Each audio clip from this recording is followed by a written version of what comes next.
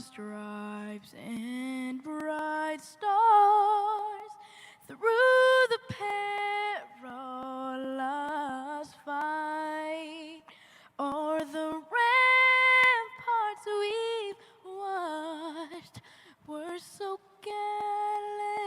gallantly streaming, and the rocket's red glare, the bombs bursting in air,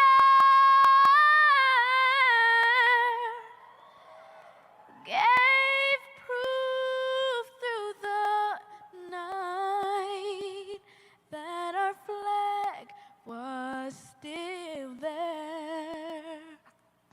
Oh, say does that star-spangled banner yet wave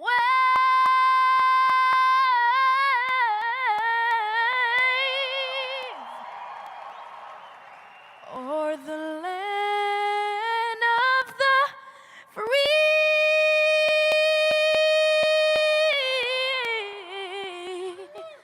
and the home of the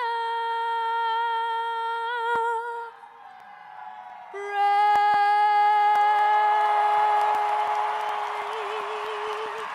With our national anthem, J.D. McCrary. Tonight, the battle for America. It's not just Trump versus Biden. It's liberal versus conservative. It's right versus left. These terms refer to a belief in the way government should run within a society, also known as a political ideology. Political ideologies are belief systems that provide people with a perspective on the proper role of their elected officials, which types of public policies should be prioritized, and how the various elements of society should be arranged. Whether they realize it or not, most Americans possess a definitive political ideology, either liberal, moderate, or conservative. Liberalism is a political ideology that at its core denounces economic and social inequality. Equality of opportunity is viewed by liberals as essential, and to achieve that end, they believe that discriminatory practices must be eliminated and that the impact of great equalities of wealth need to be lessened. In contrast to liberals, conservatives want to enhance individual liberty by keeping government small, except in the area of national defense. Conservatives maintain that people need strong leadership institutions, firm laws, and strict moral codes. Tonight, it's right versus left. It's liberal versus conservative. It's Trump versus Biden. It's Heller versus HERKY. It's the battle for America. The time has come to meet tonight's participants. Brian Heller is a Penn State graduate who lives in the Fox Chapel suburb of Pittsburgh with his wife Maria. His love of business and hard work started with his first job delivering the Pittsburgh Post-Gazette and continues to this day in his role as CIO for an automotive component manufacturer. Brian is the founding partner of the Odyssey Software Group, a Pittsburgh-based company that has been in business for over 25 years, and he spent time as the CIO of a company that builds ships for the U.S. Navy. Brian's first love has always been music, and he was the founding partner in the band Blackfish. Brian's interest in politics arose out of his interest in philosophy. He read Ayn Rand's book Atlas Shrugged when he was in high school and has been strongly influenced by her writings ever since. Rand's basic principles that we live in a rational universe that we are capable of understanding have helped him to thrive in all of his pursuits. He believes that if you can eliminate the noise and distill political issues down to their fundamentals, rational people should be able to agree just as they did at the founding of our country. HERKY Pollock is an executive vice president and Northeast director of the Retailer Services Group of CBRE, the largest real estate services company in the world. HERKY is recognized both locally and nationally as one of the preeminent real estate service providers in the United States. In addition, Pollock is owner of Regional Development Company, a real estate development firm with nearly $100 million in holdings. He's also a partner in the successful Burgatory restaurant chain, which currently has 9 locations, and is co-owner of a local construction company. However, HERKY's greatest passions are being a father to his incredible daughters, Maddie and Gabby, and a husband to his wonderful wife, Lisa.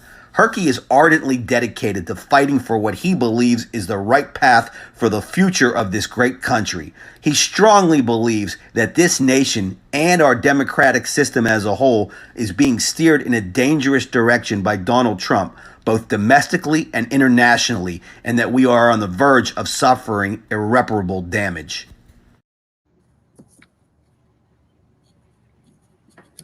Welcome to another edition of Speaking with DOC. Tonight we have got a very special program for you, the Battle for America.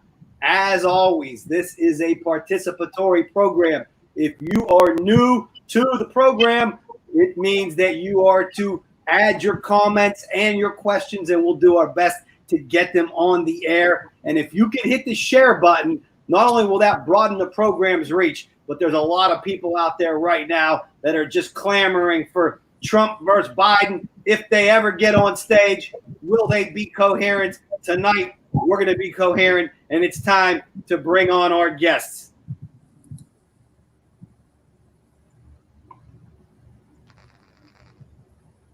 HERKY Pollock, Brian Heller, how we doing tonight, gentlemen? Hey, Dave. We're doing awesome. We're going to have a great time tonight. It's going to be lively. It's going to be spirited. It's going to be respectful. I want to go over the ground rules with the viewing audience just so they know what's going to happen. Once we get into the debate, I'm going to ask a question, and we're going to alternate questions. So the first question, let's say we'll go to Brian.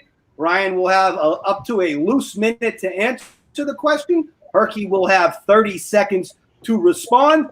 Brian, you will have 30 seconds to rebut that, and we will move on. I have asked both of our participants tonight to please try to stay away from the old debate tactic of talking about the other guy when I ask a specific question about a certain candidate or ideology. I also want to thank both of you. HERKY, Brian, you both have stepped up.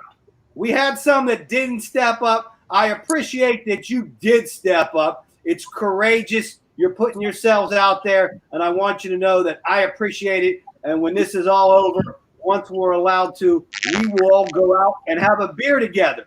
So, without any further ado, the first thing that I've asked each of you guys to do is to come up with a 1-minute opening statement. Brian, we will start with you representing the right. Hi there. Thank you very much. I really appreciate the opportunity to take part in this event. Forgive me, I don't have the best teleprompter in the world. It's called reading my notes, but I will do my best. I've never done anything like this. It sounded like a bizarre idea at first, and my first impression was, oh my goodness, no, I don't want to talk it live in front of 100 people without even seeing their faces. But then I realized that this is really an important time in the history of our country.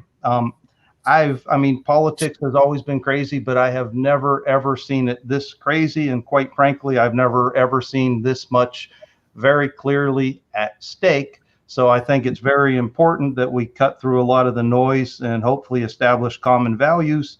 And I think that that's a good path forward.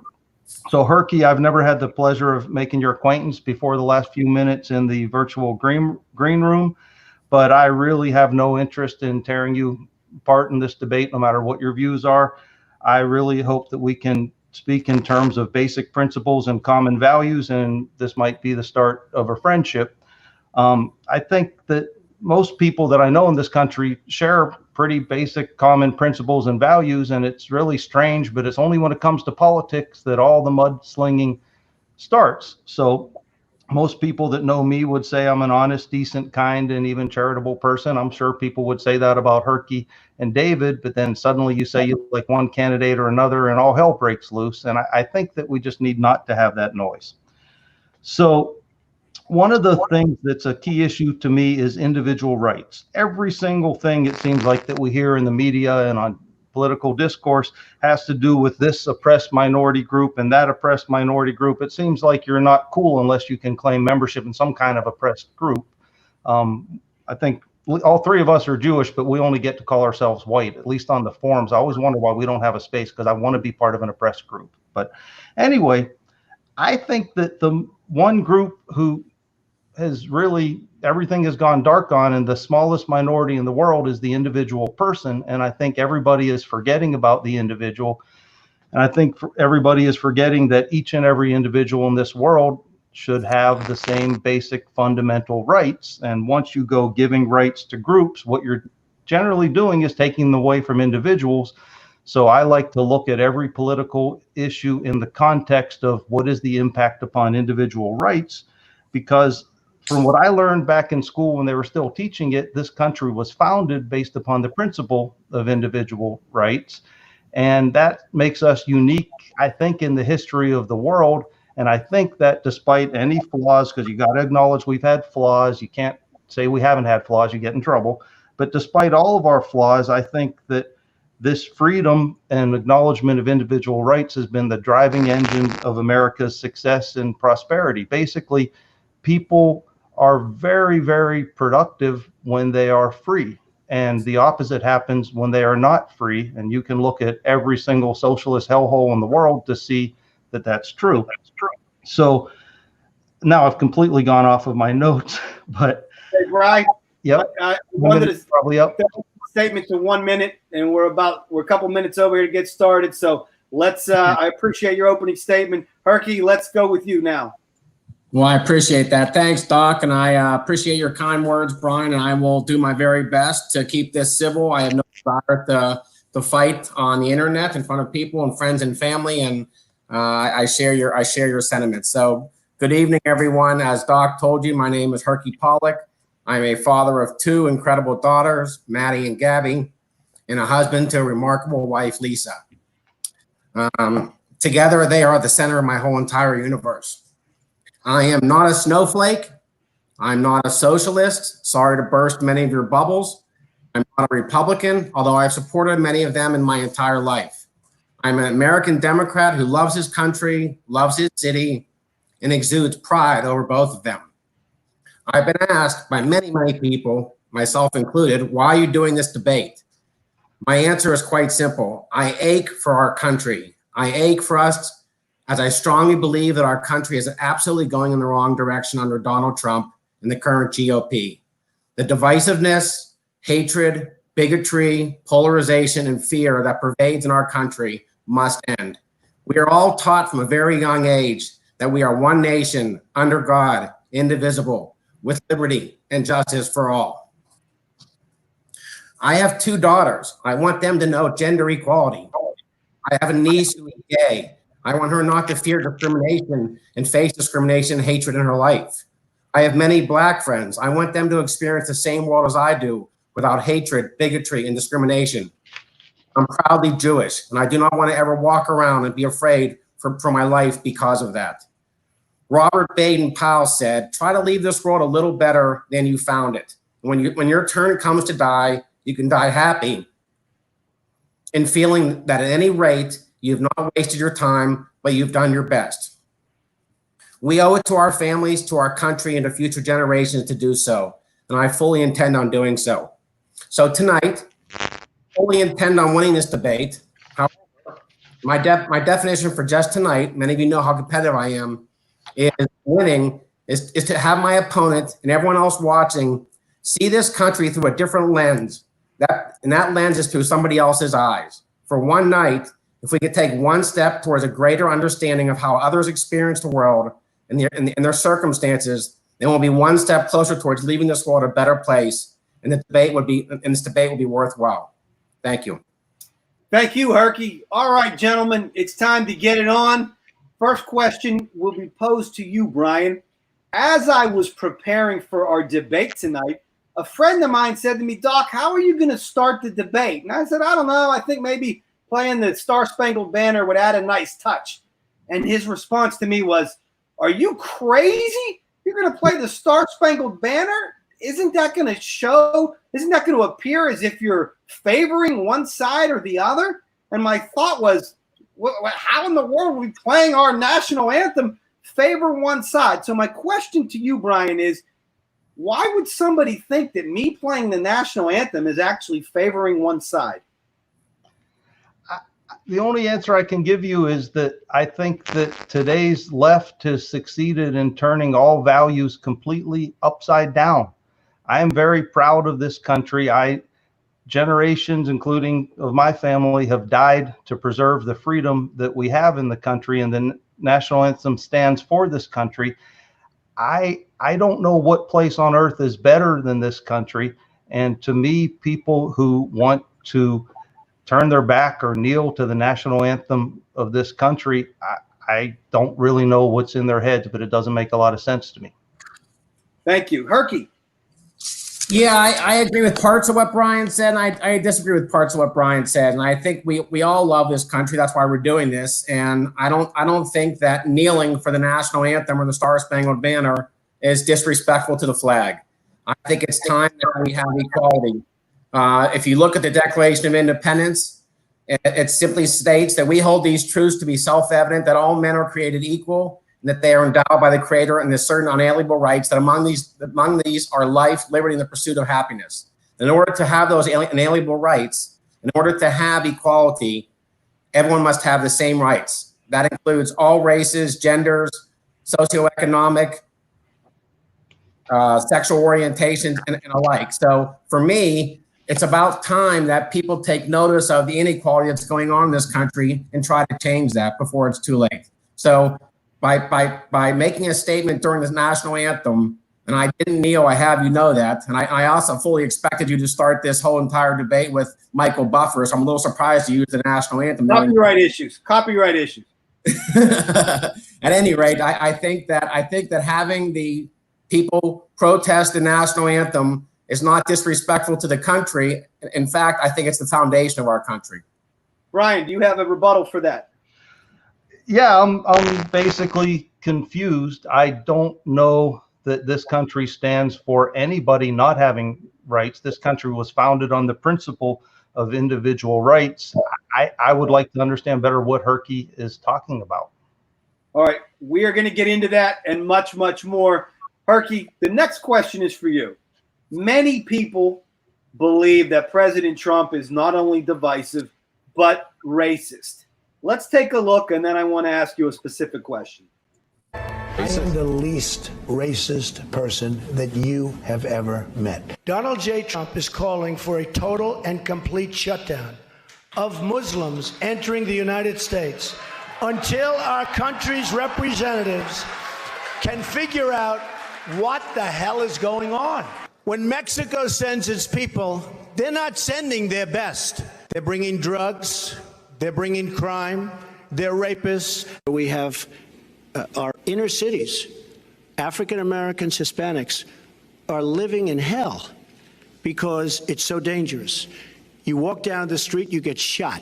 I've been treated very unfairly by this judge. Now, this judge is of Mexican heritage. I'm building a wall. Are you going to include the Congressional Black Caucus and the Congressional Well, Hispanic I would. Caucus, I tell you what, do you want to set up the meeting? Do you want to set up the meeting? No. Are they friends of yours? I'm just a reporter. No, set up the meeting. know. Oh, look at my African American over here. Look at him. Are you the greatest? We have a representative in Congress who they say was here a long time ago. They call her Pocahontas. I don't know anything about David Duke, okay? I don't know anything about what you're even talking about with white supremacy or white supremacists. I think there's blame on both sides. You look at both sides. I think there's blame on both sides, and I have no doubt about it, and you don't have any doubt about it either. HERKY, in your opinion, is President Trump racist?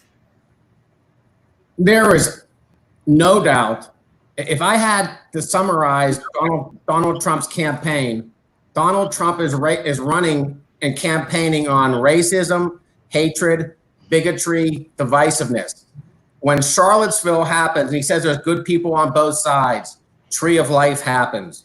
When he plans a campaign rally in Tulsa, the sight of 300 people being killed in the most horrific act of violence against slavery, that's racism.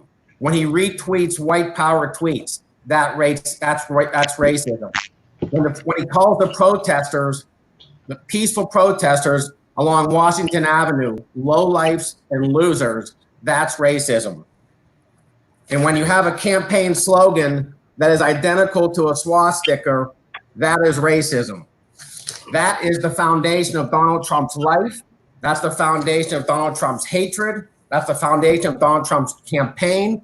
He's all in favor of the Confederate monument staying in place because that's a constant reminder of racism, hatred, and bigotry. Brian, 30 seconds. All right, I don't even know where to start, so I'll just start. First of all, most of the quotes that I heard are typical of what the media always does with Donald Trump is they take little snippets of things out of context because, in case nobody's noticed, the entire job of the media for the last almost 4 years now has been to do everything they can to make the guy look bad. So I could take each and every one of those things that I heard and I could rebut it. I would need a lot more than 30 seconds. I could rebut the fact that Donald Trump used a symbol that was used by the United States of America long before the Nazis ever used it as just something utterly silly. But the bottom line is, no, I do not think Donald Trump is a racist. No, not one person I know that supports Donald Trump is a racist. And I can't remember a time when the Democrats have ever not called the Republican candidate a racist. So it's all just noise to me and it's meaningless. He is not a racist. HERKY? That's just preposterous. He is unwavering in his commitment to racism. Okay. His Confederate symbols are, and the legacy of white domination is the crystallization of his denunciation of the racial justice movement. He is a total racist. Even if this was used long before you said, why stoke the fire now by having the exact Nazi symbol that creates anti-Semitism, creates hatred, creates bigotry? Why have masks that are emblematic of another swastika? Everything Donald Trump tries to do now, it appeals to his base, which are racists, bigots, and they're part of the Klan. He's trying to recognize those people and make sure they're still his base.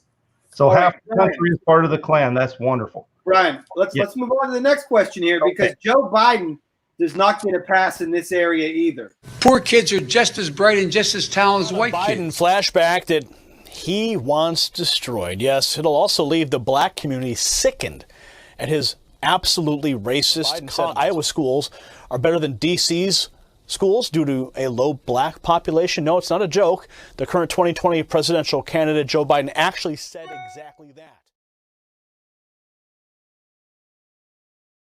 I tell you, if you have a problem figuring out whether you're for me or Trump, then you ain't black. Go to a 7-Eleven or a Dunkin' Donuts unless you have a slight Indian accent. I'm not joking. So, Brian, is Joe Biden racist? I don't know. I think he's kind of not very good at speaking, and I think he chooses some words poorly. It sounds racist to me. But I have to look at his party. His party is the Democrat Party. The Democrat Party is the party of the Ku Klux Klan. The Democrat Party is the party that was completely and utterly against the civil rights movement. The Republican Party was founded with Abraham Lincoln. The Republican Party has always been the party of freedom and equality for all races. I just find it absurd. I mean, if you want to talk about symbolism, I didn't come prepared with a picture, but so the Democrats' KKK has now been replaced with Antifa. And if you look at Antifa, they have the same logo as the Nazi brown shirts. So no, I won't vote for Joe Biden, but it's not because I think he's a racist. It's because I think he basically stands for nothing, but not that he's a racist. He probably is. He says these things, but it's just a silly game. Let's talk about the issues. We're going to get right into that. HERKY, your response? Congratulations, Brian. You just rewrote history. For you to say that the Democrats are against the civil rights movement. The Democrats were. They all voted against it, Herky. What did I rewrite? Would you let me finish my? I never interrupted you, Brian. Keep it down if you would. Sorry, you get one interruption. You're done then. So as far as the Ku Klux Klan, David Duke is a friend of Donald Trump's. He endorses him. They're buddies. So everything you're saying is revisionist history. I have no idea where you're coming from. You're wrong.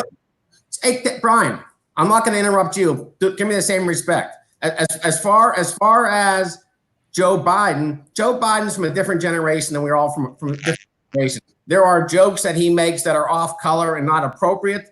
I don't think Joe Biden is in any way, in his history of 40 years in politics, is demonstrative of how he's not a racist. The fact that he makes off-color jokes are inappropriate, but he's clearly not a racist. So, right. Herky, the next question is right along those lines. In your opinion, is it Donald Trump individually, or is there a collective group that you could point to that is mostly to blame for the divisiveness in this country? I would say it's become a part of the Republican Party. There used to be a time when people went across the aisle and they made deals and they had friendships and there was much more of a centrist attitude. As we see now, the GOP has become so polarized, starting with Mitch McConnell not making bills to the Senate floor, starting with the divisiveness that Donald Trump utters, and all of his followers, his minion, never correct him. When Charlottesville happens and no one stands up against that divisiveness, that racism, that hatred starts at the top and works his way down. And those who have gone against Trump and the Republican Party, he's tweeted against, they've their campaign, and they're scared stiff. Now that's not working as much this year, more and more people are getting emboldened by that and being able to speak out against him. And as a result, you're seeing more cracks in the armor. But I think as far as where Donald Trump comes from, everyone in this country and everyone watching tonight knows Donald Trump's a racist. The GOP has followed Donald Trump. No one stood up for equality, and Donald Trump's the leader of that inequality. Brian, your response? Yeah, so what's responsible for the divisiveness in the country? I didn't bring nice handouts like Herky, and I don't know if you can read it. I think you can. What's responsible for the divisiveness in this country is the left. Does everybody remember when Hillary Clinton said, oh my God, if Donald Trump loses, he's not going to accept the results of the election? And now what have we had? We have had almost 4 years of the left not accepting the results of the election. We've had 4 years of chaos. We've had impeachment attempts. We had phony Russia investigations. We've had all of this nonsense. We have people rioting in the streets, but nope, causes the Republicans. Gotcha.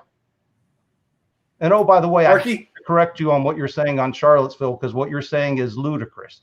You're telling the story that Donald Trump said there's good people on both sides. You're taking away the context of what Donald Trump was talking about. There were people in Charlottesville who were against tearing down statues. I'm against tearing down statues because I think. All right, Brian, we're gonna get into statues in a minute, but I want to try to keep you guys on finish my time frame here so we can move forward. Herky, do you have a rebuttal for Brian?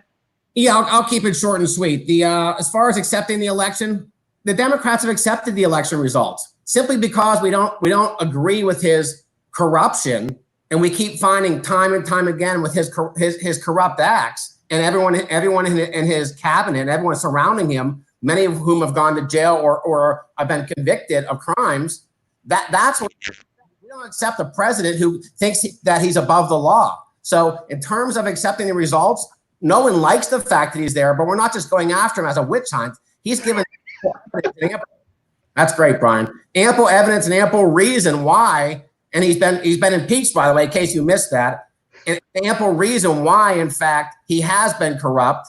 Everything he's gotten away with today is because he's enabled by the complicit GOP senators, and at times now the Supreme Court, which I'm sure we'll get to. But the end result is that we accept the results. We don't accept corruption on a day-to-day basis. All right. Thank you guys for that. Let's move on to the mental capacity of the two candidates to be president of the United States. Brian, many on the right have said that Joe Biden exhibits signs of dementia. Now we have over 120 million dead from COVID. Good afternoon, everyone. As Lily already indicated, I'm Joe Biden's husband, Joe Biden. I'm to say that I have a record of over 40 years and that I'm going to beat Joe Biden. No man has a right to raise a hand to a woman in anger other than in self-defense, and that's rarely ever occurs. And so we have to just change the culture, period, and keep punching at it and punching at it. These truths to be self-evident. Sounds corny. Not a joke. Think about it. We hold these truths to be self-evident.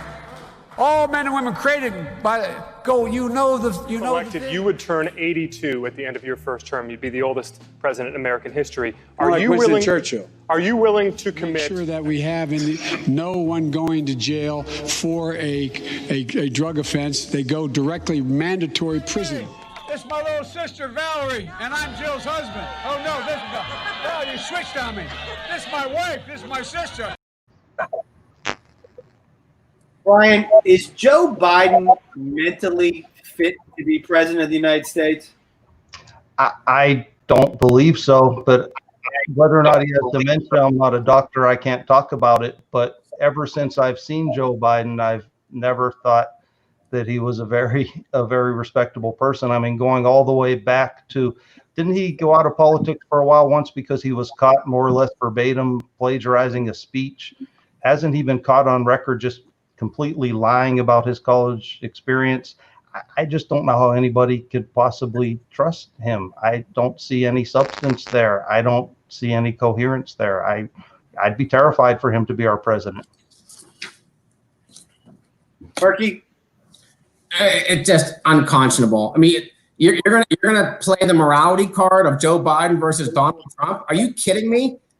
Let's start with the fact that he's cheated on every wife. He's paid off porn stars. Joe Biden, you're supposed to be talking about Joe. Joe cheated on his wives, or you're talking about Trump? Brian, you're going to keep interrupting me all night? Is it just going to keep the rule? Sorry. So, Joe Biden is older. If you videotape every time someone speaks, of course there's going to be misspeaks. There's going to be misspoken words. There's going to be lapses. So I have countless ones where Donald Trump talks about different things that are inappropriate and misspeaking as well daily. Let me give you the most recent example. So Donald Trump goes on Fox News and a layup interview with Hannity, and Hannity asks him, if you hear in 131 days from now, at some point in the night or in the morning, we can now project Donald J. Trump has been reelected the 45th president of the United States. Let's talk. What at stake in this election as you compare and contrast, and what are your top priority items for a second term? So he's asking, what are your goals for your second term? Trump says, well, one of those things that will be really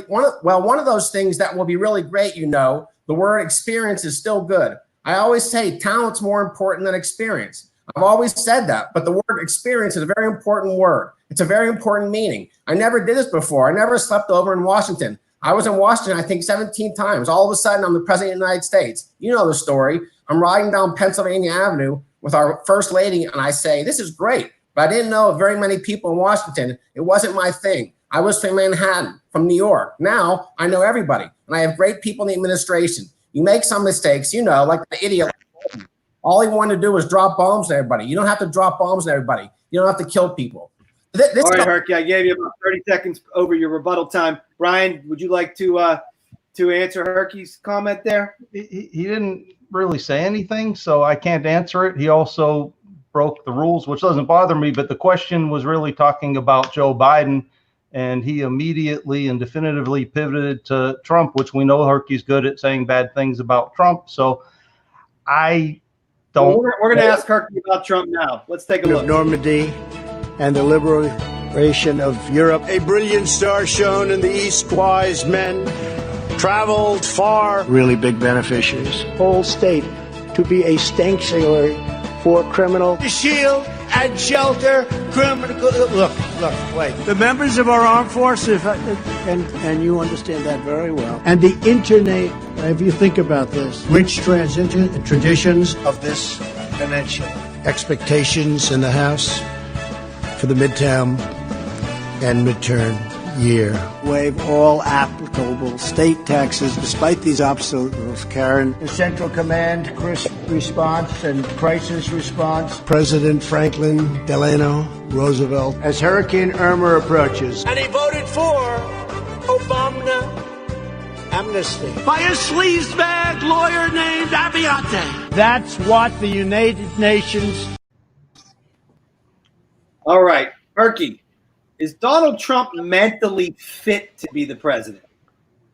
Absolutely not. Donald Trump doesn't know what he's doing. Donald Trump is corrupt. Donald Trump has no sense of compassion. Donald Trump doesn't have his faculties about him. Everyone that worked with Donald Trump that had substance for 30 and 40 years in politics and the military left there, whether it's John Bolton or John Kelly, Rex Tillerson. Every single solitary one that left there said what a moron Donald Trump was. He doesn't even have doesn't even have daily briefings because he doesn't understand the context of what he's even talking about. He doesn't even understand geography. Doesn't understand the world foreign policy. He doesn't even understand the leaders. He's leading with no knowledge, no experience, and no desire to learn.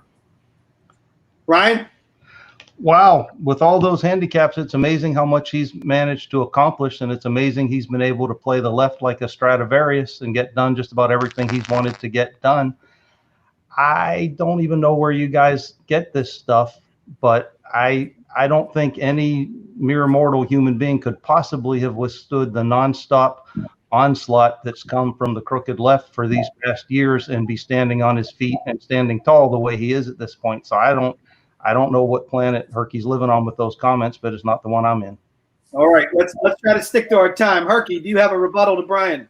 Yeah, I do. Let's talk about what he's accomplished. So he campaigned on the fact that he would build a wall and Mexico would pay for it. He campaigned on that he would have China get rid of their tariffs. That deal is dead.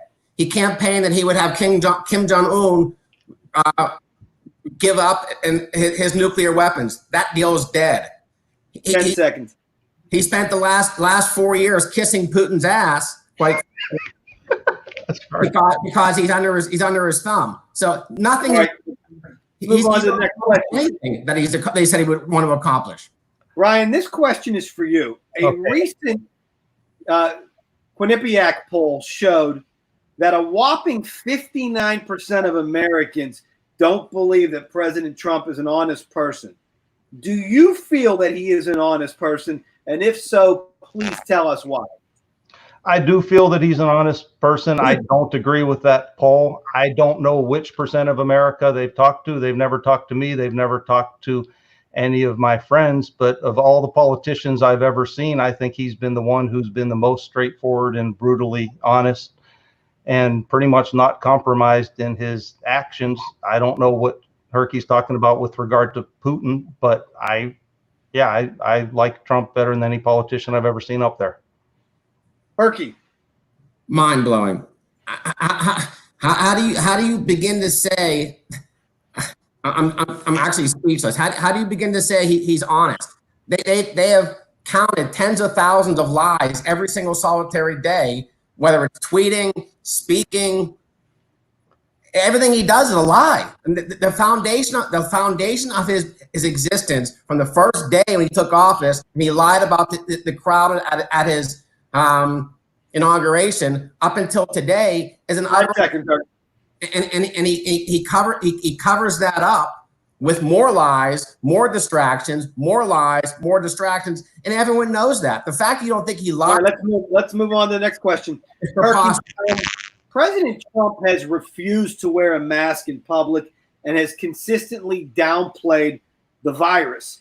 He recently commented that he thinks that the virus will at one point just magically disappear. I think that at some point that's going to sort of just disappear, I hope. You still believe so? Disappear? Well, I do. Yeah, sure, at some point. And I think we're going to have a vaccine very soon, too.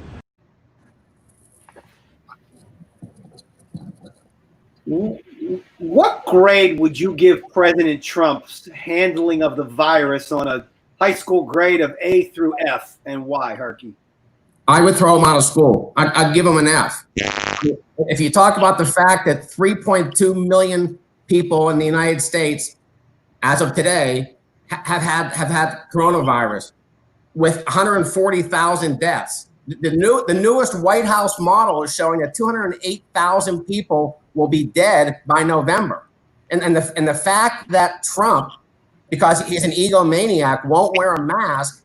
If people wore a mask and he touted wearing a mask, 45,000 people's lives can be saved by November by simply wearing a mask. But Donald Trump is trying to stick his head in the sand. He doesn't believe the science. He doesn't believe the NIH. Doesn't believe Fauci. Doesn't believe the ACA. He doesn't believe anyone.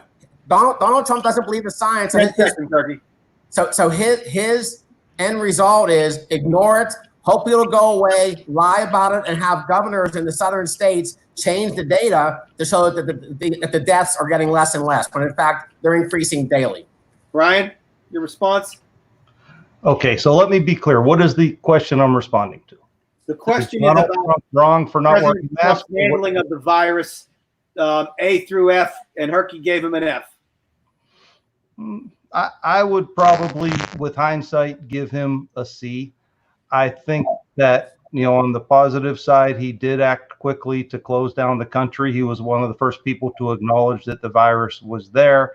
I think that the shutdown was mismanaged. I think that he probably should have asked, with respect, for a second opinion to Dr. Fauci, because what I remember being told is 15 days to stop the flow, which turned into forever until we find a vaccine. I think that some people, for whatever reason, are just totally maniacal about their masks. And yes, if a private business asks me to wear a mask, I'm happy to wear a mask. All right, we're going to get into masks in a minute, Brian. Okay. HERKY, do you have a response to Brian?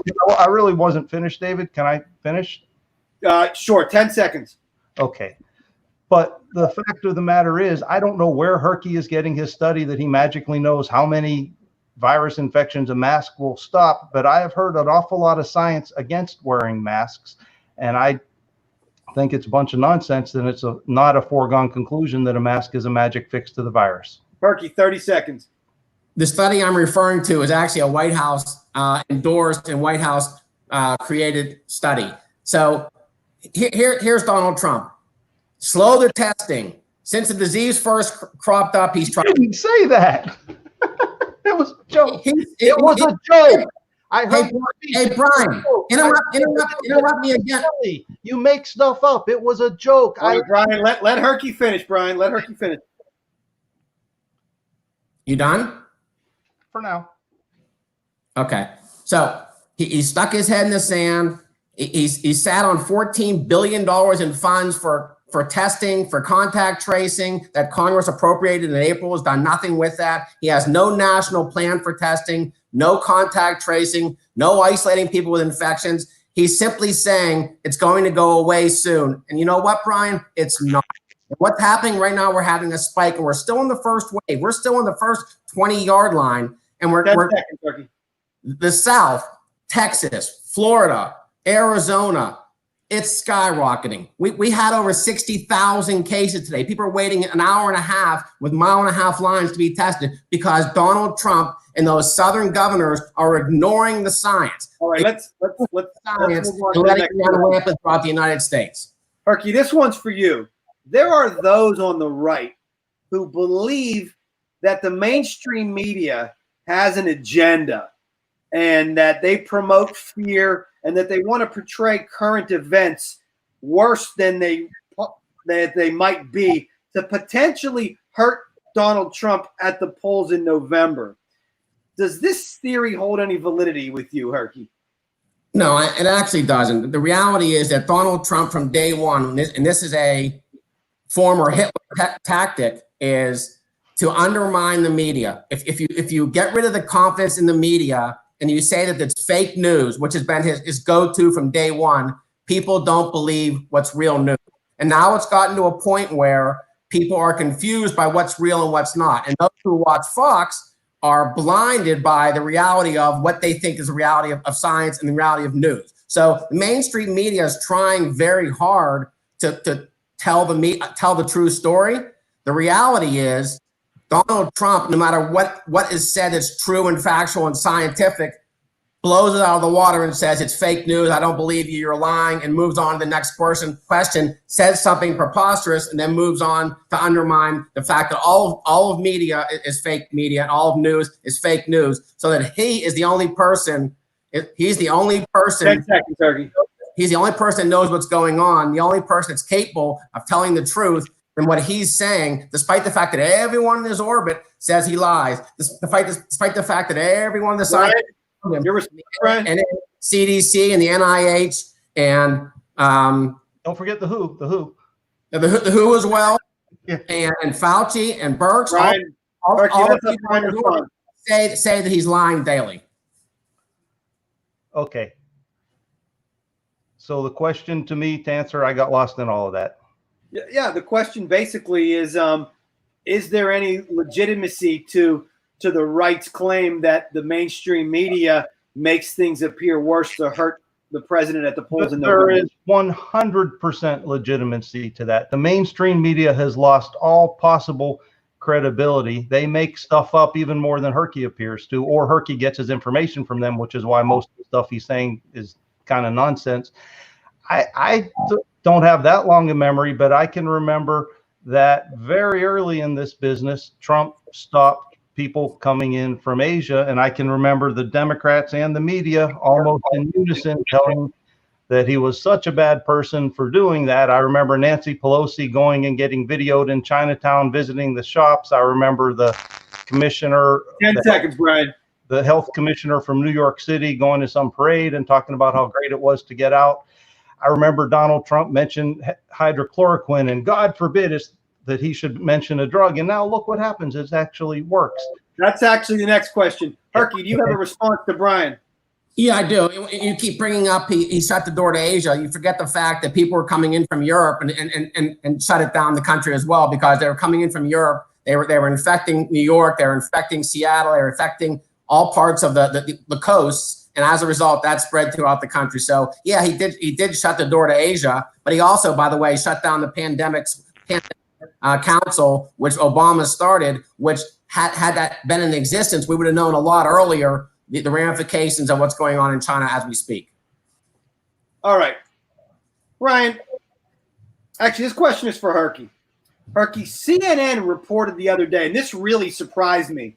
They reported the other day that there was a surprise study that showed that hydroxychloroquine actually helped COVID patients survive better in the hospital. It surprised me because CNN has been one of the main mouthpieces against hydroxychloroquine. My question is, why is this drug so controversial? And would you take it, Herky, if you were sick with the virus? On that specific drug, there's mixed messaging. The CDC, the NIH, both have come back and said that they denounced the use of that for treatment of COVID. I did see the article, the piece you're referencing relative to CNN and their discussion about that as well. I think that the data is too mixed to try that. Now, if I'm on death's door, I'm going to try everything. I'm not going to drink bleach like Trump said, but I'm going to try everything I possibly can to get rid of COVID. So, I mean, anything that's science-based, that has any chance of succeeding, you better believe I'm going to try it. I never get in that spot, but I'm going to try everything I possibly can to eradicate COVID if it ever comes in my body. Ryan, the question, I'll ask you the same question. Why is hydroxychloroquine so controversial? And if you had the virus, would you take it? It's controversial because it was mentioned early on in the virus, and it had the potential to be a game changer, and was, in fact, according to many of doctors, a game changer. So it was something that the left and the media had to pounce on because they desperately need this virus because it's their only hope right now. All right. Let's move on to our next subject, guys. I get a chance to respond. Go ahead, Herky. 30 seconds. So to paraphrase what Brian just said, he simply said, and you all heard it, that the left wants people to die. They don't want people to have treatment for COVID. They don't want people to get better because that'll go against Donald Trump's chances of winning the election. So those of you who are out there, listen carefully, because We don't want you dead. We want every American to be alive, and we want you to get the best possible treatment imaginable. And wear a mask. I'll keep you now. In a New York nursing home, right? Gentlemen, it's time to move on to our next question. And this question is for you, Brian. Many on the left have shamed those who have ignored social distancing guidelines, but have largely issued a pass to the protesters. We've seen this in cities all across the country from Democratic leaders in urban areas. I want to show you a clip of Mayor de Blasio in New York City and then get your take on this. The NYPD called in Tuesday night as thousands of Orthodox Jews gathered for a funeral in Williamsburg, Brooklyn. Crowds of people standing right next to each other despite social distancing orders, mourning the loss of a rabbi who died of coronavirus. When Mayor Bill de Blasio found out about the crowds, he went to Williamsburg to see for himself what was going on. People's lives were in danger before my eyes, and I was not going to tolerate it.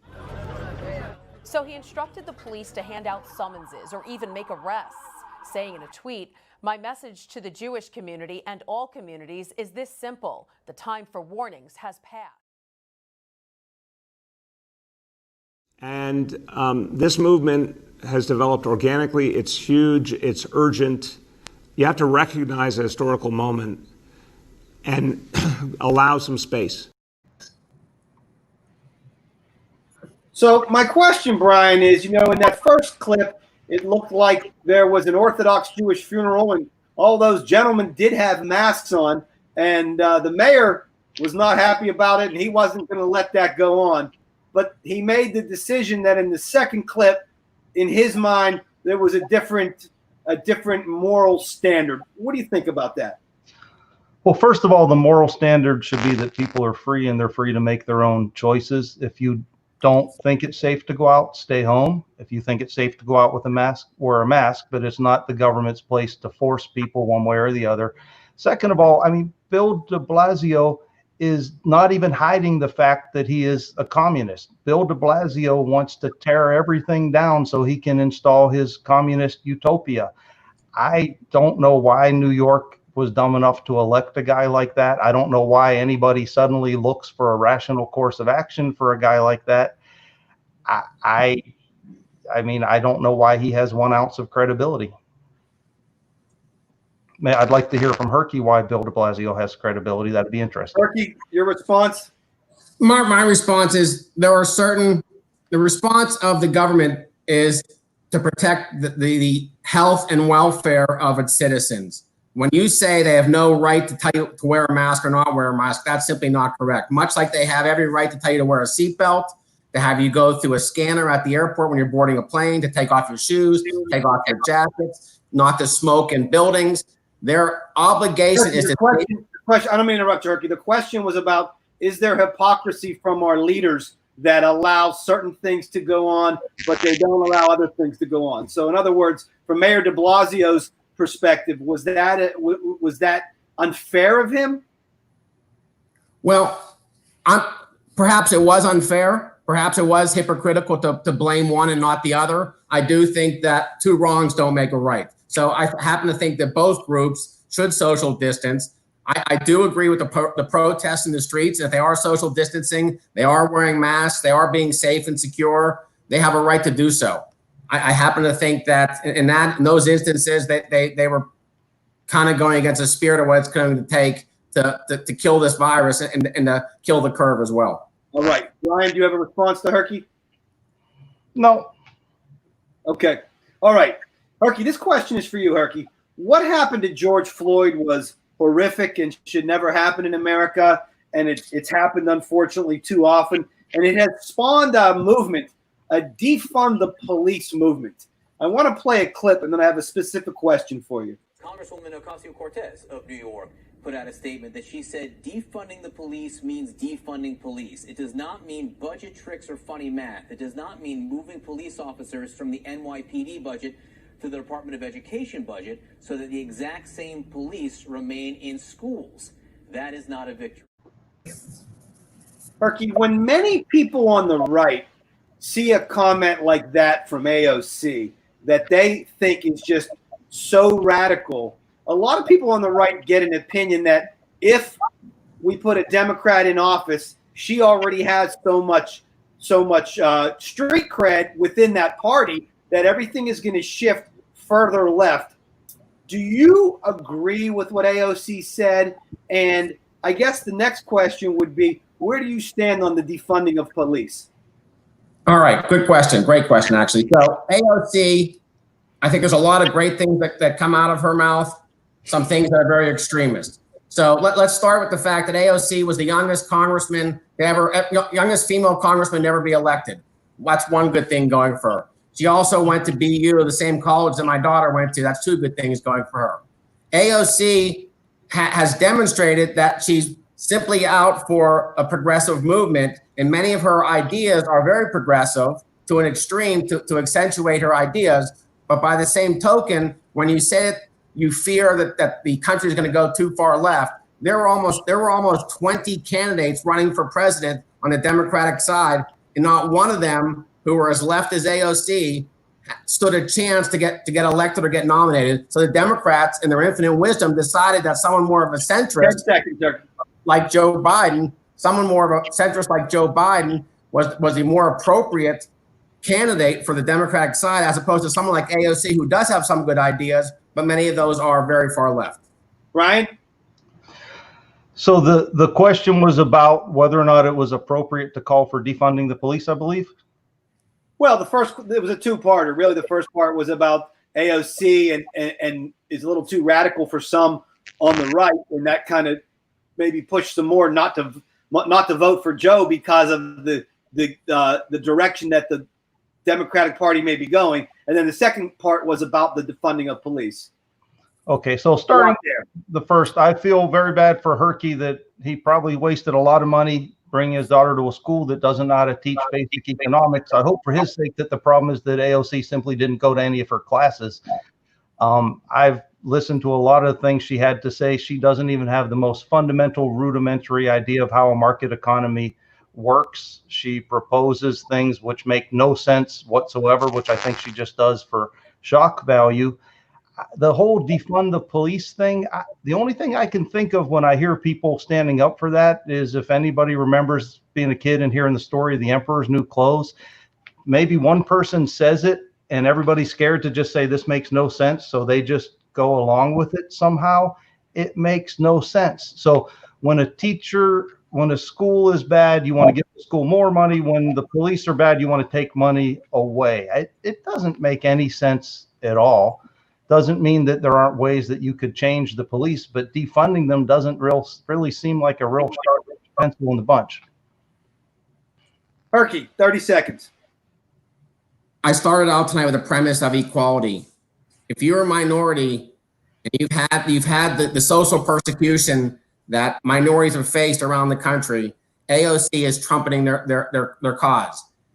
We live with racism every single solitary day. COVID's been great in one respect.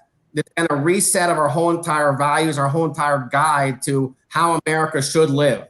As a result, much like the civil rights movement in 1965, today we're seeing a movement very similar to that, and it's about time, because 5 seconds, HERKY. Equality is equality from top to bottom. He keeps attacking me and insulting me personally, and he's a racist. I'll let that go for now. We'll pick it up at a later conversation tonight. Okay. Brian, Confederate statues are in prominent places in our cities and our towns. They're often in town squares, right in the middle of our gathering places. While I think we all agree that there's a right way and a wrong way to potentially remove them, do you feel that statues of obvious slave owners should come down? I think if you have as a premise that a statue of anybody who has ever done anything you morally disagree with should come down, we will be a world largely devoid of statues. On the specific issue of a specific statue, if a group of people in the jurisdiction that owns the statue want to have it down, then they should vote for, elect representatives in favor of pulling it down, and do so in an orderly manner. For a mob to go out and pull down a statue is absurd. So HERKY, 30 seconds. Would agree. When you say anything wrong, you belittle slavery. You belittle feeling. Brian, stop interrupting me, for gosh sakes. When you say, if anyone, you have to experience the whole body of someone's work. So when you have to walk by slave owners and Confederates, 10 seconds. Day in and day out, it's much the same way. If you put a Hitler statue or a Mussolini statue at Forms of Murray, you bet your ass I'm taking it down tomorrow morning. Brian, your turn to respond. There's a right way and a wrong way to go about doing things. If you believe a statue is wrong, then by all means start a movement to pull it down in a legal and orderly manner. If you want to pull it down in some other manner, then I think that's called destruction of property, and you probably ought to go to jail for it. I don't see anybody putting up a Hitler or Mussolini statue on the corner of Forbes and Murray anytime soon, so I think that you don't need to worry about that. We can stick here in the real world. There were many years in Confederate states they tried to get the monuments. All right, guys, let's move on to the next question. Herky, this question is for you. As soon as George Floyd was murdered, social media was abuzz with the sentiment of get out and vote. It's more important than ever now to get out and vote. Yet in Minneapolis, they've got a Democratic governor, a Democratic mayor of the city of Minneapolis. There's a Democratic police chief in Minneapolis, the union chief who didn't do anything for 18 complaints against the murderous cop is a Democrat, as is the murderous cop.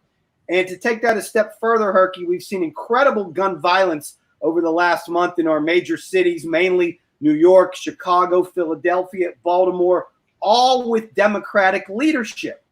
So when we hear after the murder of George Floyd, get out and vote, who are they clamoring to vote out?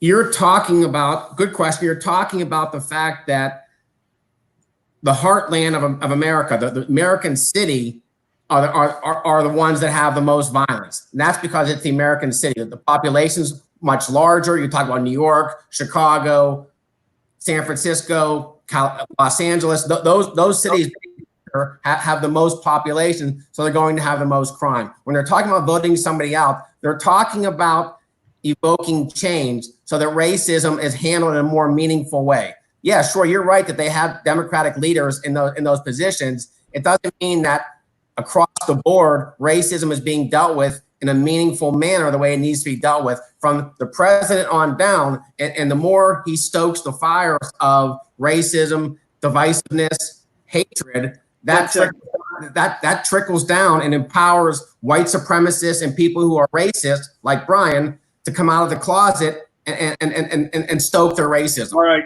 time's up. Brian?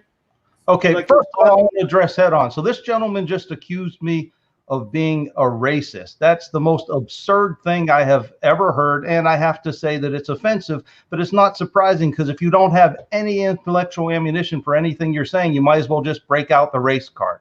Now let's talk specifically about David's question. So we have a guy who is obviously had been murdered by a police officer in, as you said, Democrat state, Democrat city, Democrat county, no doubt, Democrat police officer, no doubt. So the answer is it's Trump's fault because that's all Trump has. That's the only thing you have is to cry racism, and you do it. And I can't believe that you do it with a straight face. That's quite insulting and quite offensive, but it's par for the course because that's the only bullet in the left's gun. Herky, 30 seconds. Let's talk about one of your Facebook posts, Brian. Amen, all caps. I'll be happy when all politicians simply shut the hell up about race and focus on their job, protecting the rights of individuals. Hell yeah. That's racist, Brian. It's not racist. You're an idiot. Guys. I'm going to mute both of you. Let's keep it respectful, gentlemen. Ayn Rand is a racist. Her writings are on his website. Sorry, I know it's unprofessional, but there's no other response. Ayn Rand is a racist, much like you, Brian. You preach. Ayn Rand is a racist. You're the Glenn Beck. You're the Glenn Beck. Guys, let's move on to the next subject. We got a lot more to get to here. All right, we're about halfway through this. We got more to go here. This question. I guess we ruined that beer, Doc. By the way. No, we'll still have it. Don't worry. Ayn Rand is a racist. Brian, all right. Trump ran on repealing and replacing Obamacare. I want to play a clip here, then I have a question for you. Tonight, I am also calling on this Congress to repeal and replace Obamacare.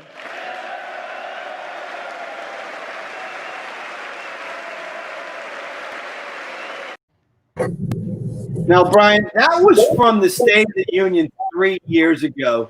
He is still trying to repeal all of Obamacare. There has been very little talk and not even one idea that I can remember to replace Obamacare. Could you classify that as a failure of the president and his administration in terms of health care? Yes.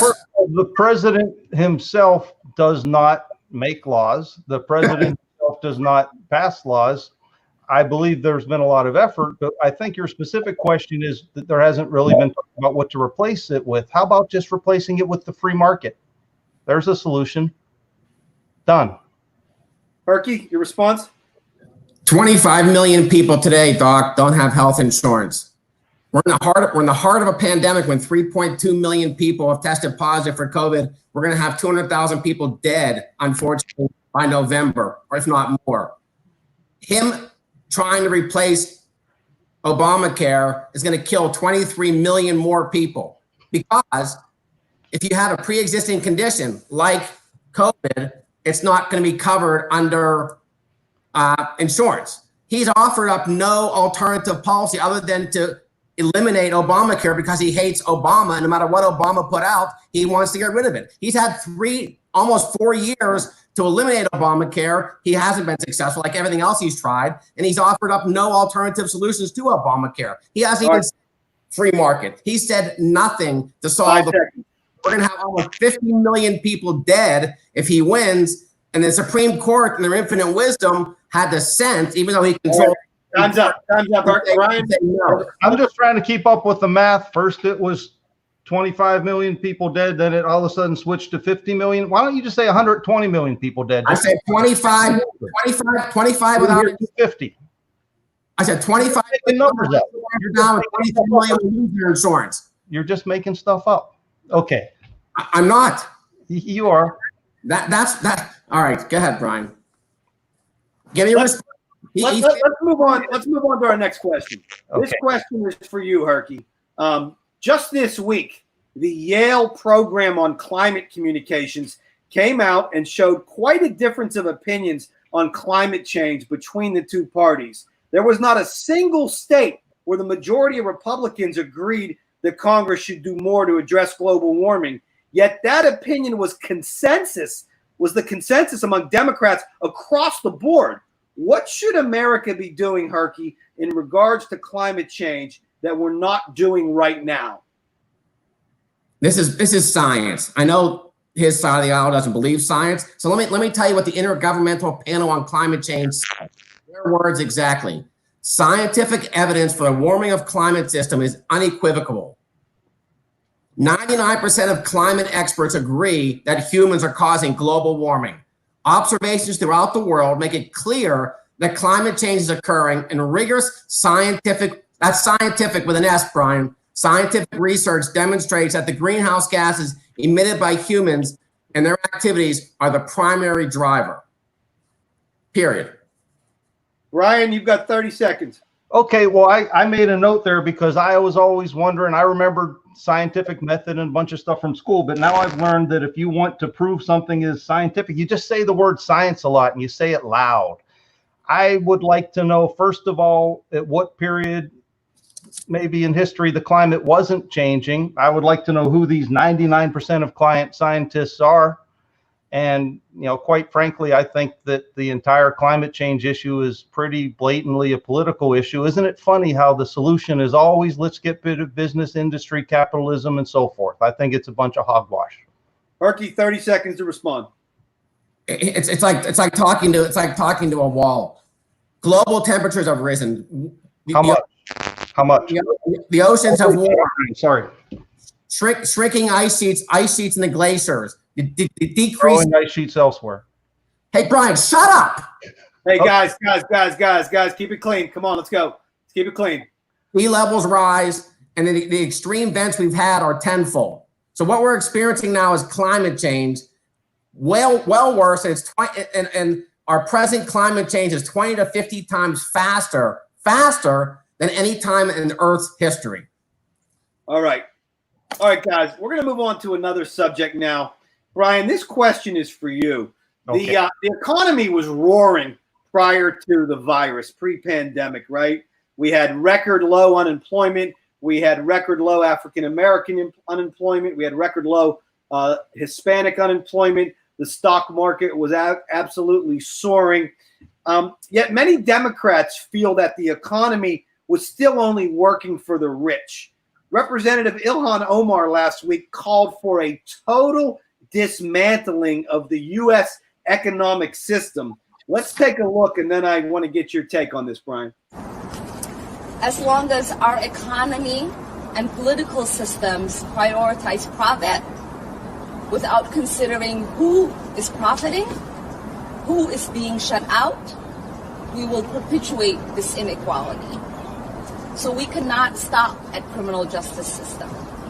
We must begin the work of dismantling the whole system of oppression wherever we find it.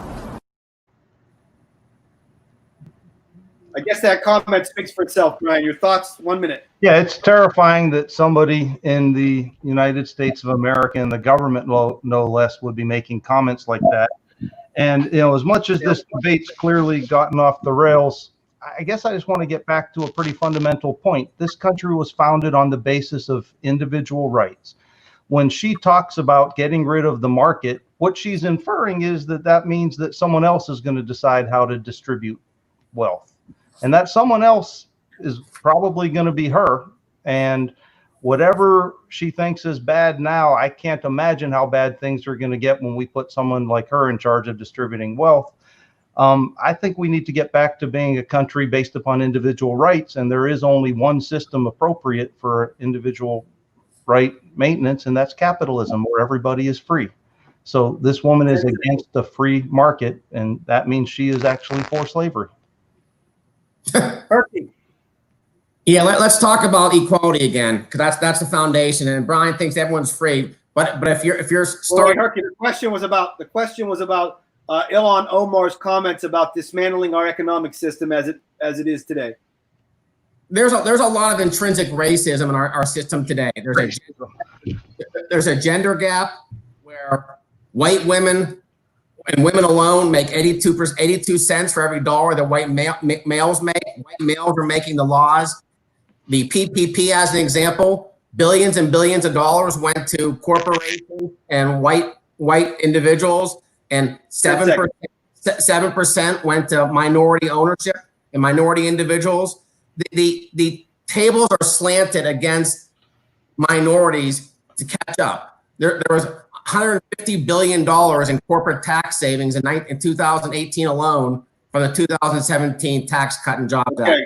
Ryan, didn't trickle down to the populace at large or the minority population at large. Ryan? Yes. Would you like to rebut HERKY's comment? No, he didn't say anything again. Okay. All right, let's move on. HERKY, this question is for you. The Brookings Institute put out a piece earlier this year, pre-pandemic, that basically listed America's best and worst case scenarios in regards to foreign policy. In the best case scenario, China and the United States would cooperate on a range of issues, leading to a broader global cooperation. But in the worst case scenario, the risks of interstate conflict increase and the U.S. draws inward and even alienates our allies more. Are we approaching the worst case scenario? And what can be done policy-wise to reverse this trend?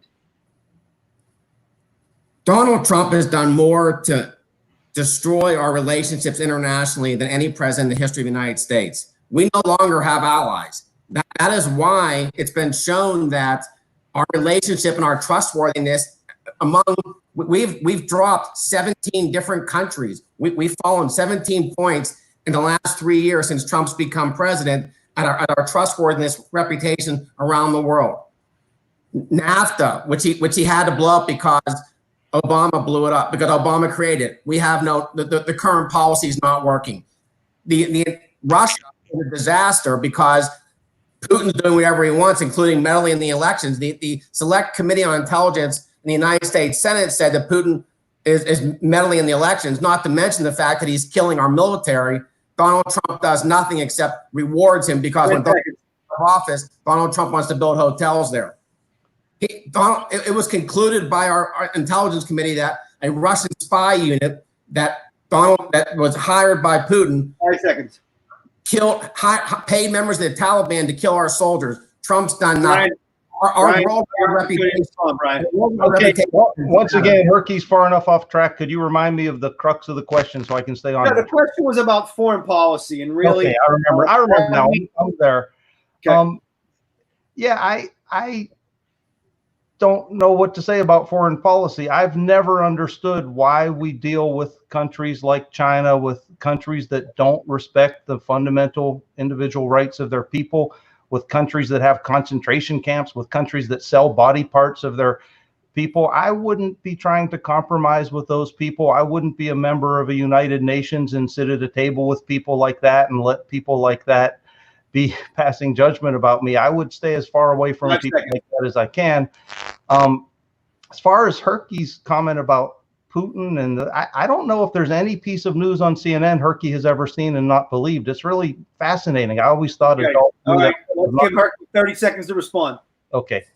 Brian's going to get his wish because we have no relationship. We've accomplished nothing with China. We've accomplished nothing with Russia. We've accomplished nothing with Saudi Arabia, despite the fact he's killed our journalists. We've accomplished nothing relative to foreign policy, except we've alienated every one of our allies to the point where they laugh at him publicly when he's around. So we've now burned virtually every bridge we have to the point where when Trump's gone, they realize they don't need us anymore going forward. And as a result, it's going to take decades, if ever, to restore our prominence where we once were in the world's eyes. Ryan, would you like to respond? Yeah, I mean, when Trump's gone, I guess we can just have Joe Biden pick up where Obama left off and start shipping them planes full of cash and signing up for stupid deals, and then we'll be all set again. You mean kind of like the Saudi Arabia deal we did with? All right, guys. Let's move on to the next question. Brian, this question is for you, Brian. What is your stance on immigrants that are here illegally? Should they all be deported, or should the United States offer a path to citizenship to those that have been here for, let's say, 5+ years and that don't have a criminal record? That's a good question. We have a mess on our hands. The mess in our hands wasn't caused in a day. The mess in our hands was caused by a general policy of not enforcing the law, and you don't enforce it, and you don't enforce it to the point where you have a powder keg. So I don't know that it's practical to take every single person here illegally and deport them all at the same time. By the same token, it's also not practical to keep letting people in helter-skelter without any controls. I can tell you that my wife is an immigrant. We went through a process with her. We followed all the laws. We filled out all the forms. We did everything we need to do, and she's here legally. I don't know that I would not look at giving amnesty unless it was in the context of stopping this problem from happening in the future. So I would consider doing something 10 seconds, as long as you were doing it in the context of making sure this problem doesn't repeat itself. HERKY, 30 seconds. Were it not for immigrants, none of us on this call and none of us watching would be here today. Immigrants have made our country. They were the foundation of our country for thousands and thousands of years. Because people are coming here seeking asylum from countries where they're in danger of being killed, and they're trying to seek asylum, whether it's DACA or Dreamers or legally trying to get citizenship. That's the foundation of America, to embrace people. I remember growing up, and the Soviet Jews were coming here because they were being persecuted in the Soviet Union. It's incumbent upon 30 seconds to respond to HERKY. It's incumbent upon us to embrace people and make them feel needed and wanted. And if they're criminals, we have the right to time. Yeah, no, I believe that immigrants make the country a better place. My entire family is immigrants. Probably everybody, half the people watching here come from immigrants. I just think that if you have laws and you have rules, you have them for a reason. None of us could just saunter into Mexico and decide to stay there without encountering some trouble. None of us could go up to Canada and decide to stay there without encountering some trouble.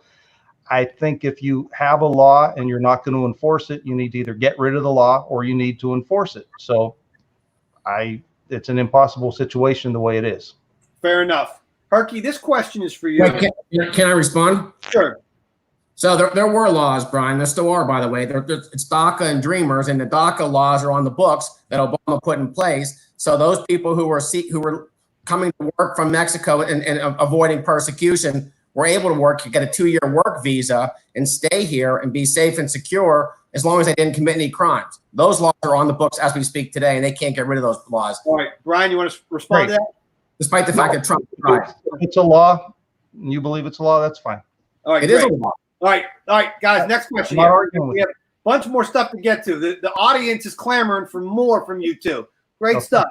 Herky, President Trump has been widely mocked for his from Democrats for his border wall. On Tuesday, on this very program, as you know, I had Jonathan Tobin, one of the world's preeminent experts on all things of the Israeli-Palestinian conflict, and I asked him about Israel's security barrier, and I want you to take a look, and then I have a question for you.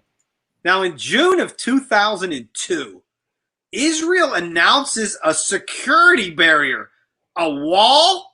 I mean, we've seen this movie before, to be built to keep suicide bombers out.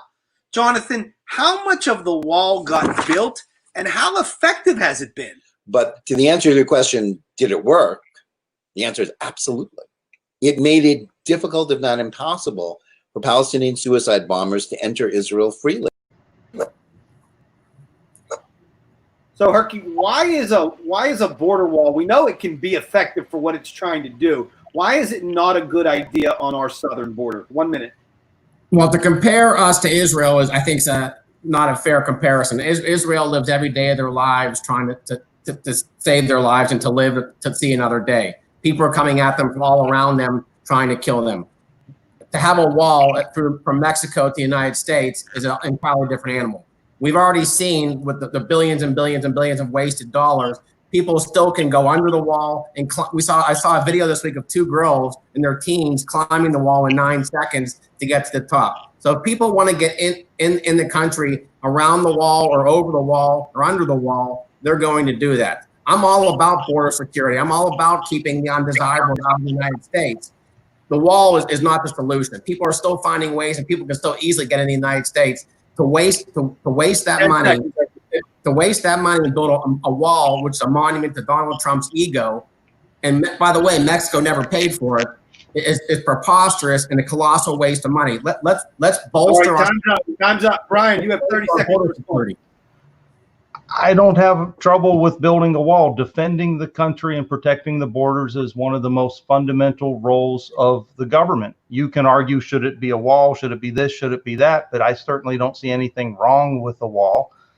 I think that even with this virus situation, we were reminded of how good it was to have a wall. And even Mexico was happy that we had the wall because we were keeping people from going down there as well. But to argue against it, I think just shows that you just hate the president so much that anything he proposes, you're against.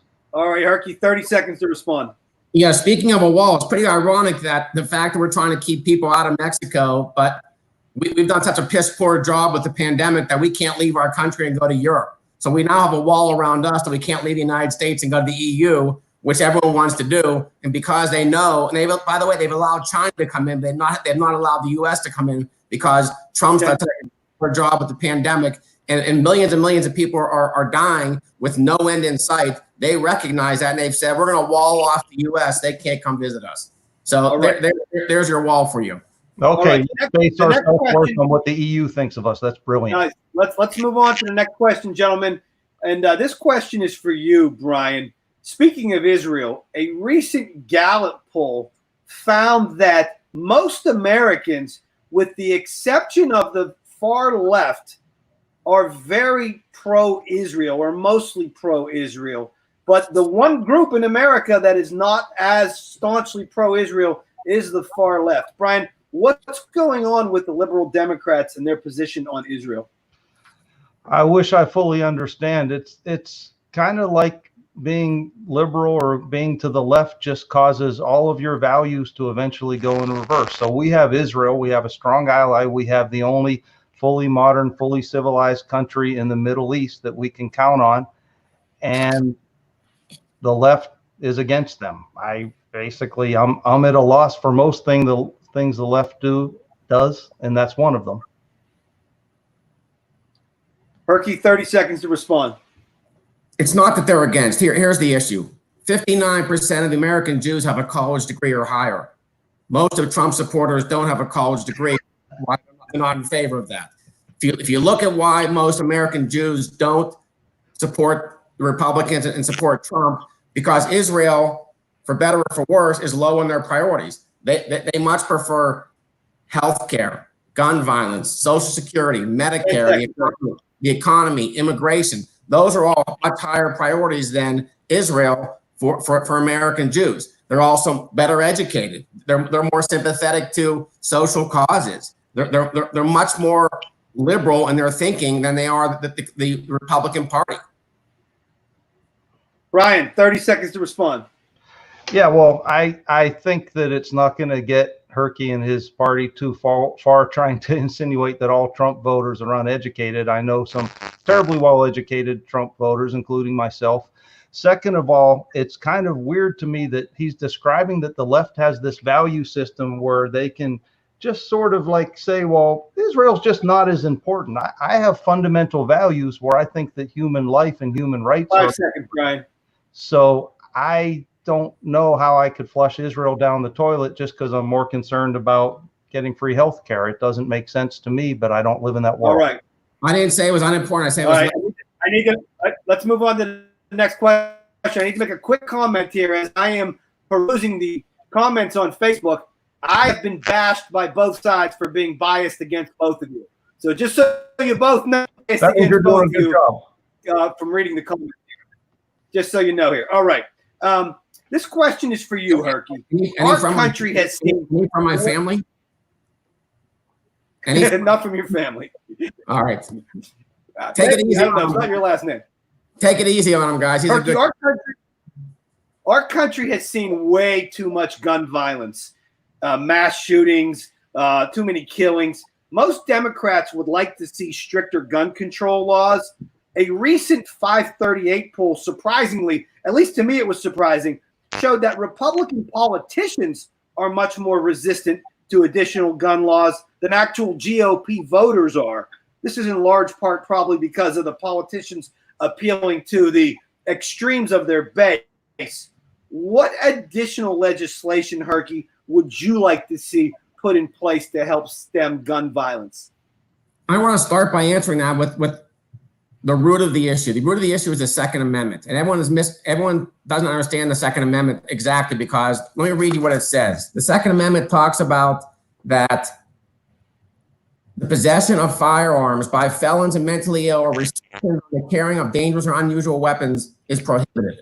So the things I would change the most are universal background checks. Right now, there's a loophole that people can buy guns under the current law from unlicensed sellers, from people who sell guns online, at gun shows, or anywhere else without a federal driver's license. And they can transfer those firearms from people to people without any background checks whatsoever. So the first thing I would do is I would close that loophole up to make sure that the background checks get taken care of and we're safe and secure. The second thing I would do is I would eliminate the assault weapons. I know this is controversial, but most of the mass shootings have been done by assault weapons. 5 seconds, Herky. When we had our assault ban, before and after our assault ban, gun violence and gun massacres went up 70% before and 70% after. All right, Brian, you have 30 seconds to respond. The assault weapon bans. Brian, 30 seconds, Brian. Okay, so I'm interested in where Herky got his text of the Second Amendment. Thanks to Google, I can tell you it says a well-regulated militia being necessary to the security of a free state, the right of the people to keep and bear arms shall not be infringed. Best testament I can give you to why we have a Second Amendment. I remember back last year when there was a small chance of Venezuelans getting freedom. One of the saddest things I've ever seen is a bunch of Venezuelans at a bridge throwing rocks. 5 seconds, Brian. To oppress them. That's why we have a Second Amendment. Herky, 30 seconds to respond. The Supreme Court case of 2008, District of Columbia versus Heller, probably no relation to you, stated that the possession of firearms by felons and the mentally ill or restrictions on the carrying of dangerous or unusual weapons is up to the state and local governments, and as well as the federal government, from infringing upon their rights. So what is stated is that as long as there's latitude to restrict those to people who are not capable of having those weapons, and all I'm saying is close the loophole. So people who are insane, people who have health issues, mental health issues, people who are criminals should not be able to buy a gun at a gun show or an assault weapon at a gun show and utilize that. All right, time to move on to our next question. Brian, this question is for you. It has become all the rage of late, this cancel culture.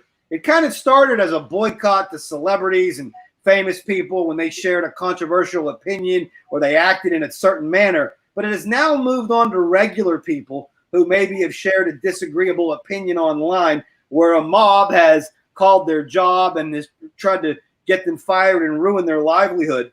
Brian, what are your thoughts on this recent phenomenon of cancel culture? 1 minute.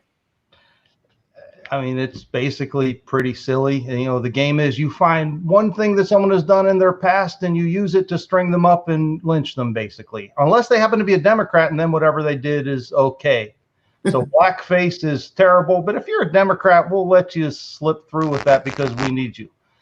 I just think that it's basically silly. It comes from the same kind of utterly bizarre worldview that causes HERKY to call me a racist because I state my opinions. That causes HERKY, of all people, to call Ayn Rand a racist. It just comes from an irrational, basically stupid view of the world. HERKY, 30-second response. Yeah, I mean, so basically, he just called me stupid and irrational, and I'll ignore You called me a racist, so you're still. Well, you are. And Ayn Rand's doctrines, her writings are propagated on white supremacist websites. Google it. Google her writings, Brian. You'll see that they're there. So writings, much like yours, saying let's stop talking about race is racist. So when you use the word lynching, let's focus rabidly on race. Then we won't be a racist because that's what you do. But I'm not going to call you a racist. I'm just going to. Guys, we're gonna move on to the next. We're gonna move on to the next question. Oh, I said lynching. God, I must be a racist. You're a fool. You are, Brian, you are a racist. It's plain and simple. You are. Question for you, HERKY, is the Pennsylvania GOP has been sending out these ads that Joe Biden wants to ban fracking and that it's going to cost Pennsylvania over 500,000 jobs. Now, I have no way to verify their numbers, whether it's a scare tactic or not. I guess the question I really wanted to ask you was about fracking in general and whether that's a good thing or a bad thing for Pennsylvania.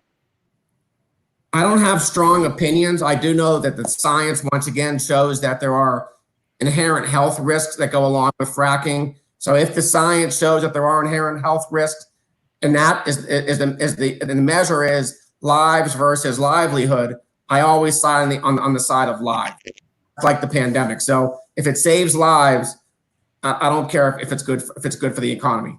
Brian, your thoughts on fracking? It's going to be hard to argue with because he said that science word again, so that shuts down all discourse. But no, I think fracking is a wonderful thing. It's been an economic boom.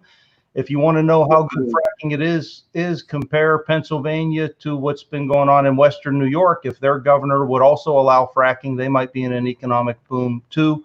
And from what I've heard, a lot of the quote unquote science that HERKY's talking about is a bunch of nonsense, which is more or less propaganda like most of his science, but that's okay. All right, time's up. HERKY, you want to respond?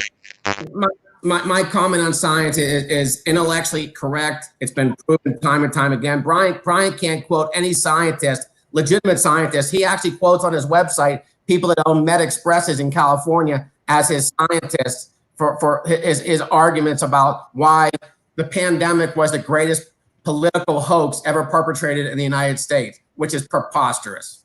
Okay, Dr. All right, let's move on to the next question now, guys.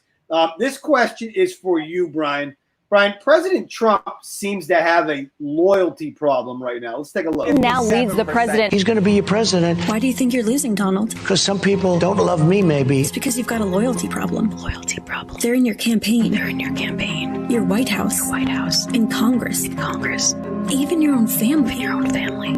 They whisper about you. They whisper about you. They leak, spin, lie. They tell the media they're smart and you're out of control. And you're out of control. That you can't focus. Can't focus. That you're mentally and physically weak. Physically weak. That you hide in your bunker, scared and shaky. Laugh when you can't walk down a ramp or drink water. All of them. They're in your campaign. The ones you know and the ones you don't know. Ones you don't know. Whispering about you. Whispering about you. Ones you don't know. They expect you to lose. Expect you to lose. They want the media to like them and to get one last big payday before you go down. With so many leaks, you probably think it could be anyone. So many leaks. Donald, it could be anyone. It's everyone. It's everyone.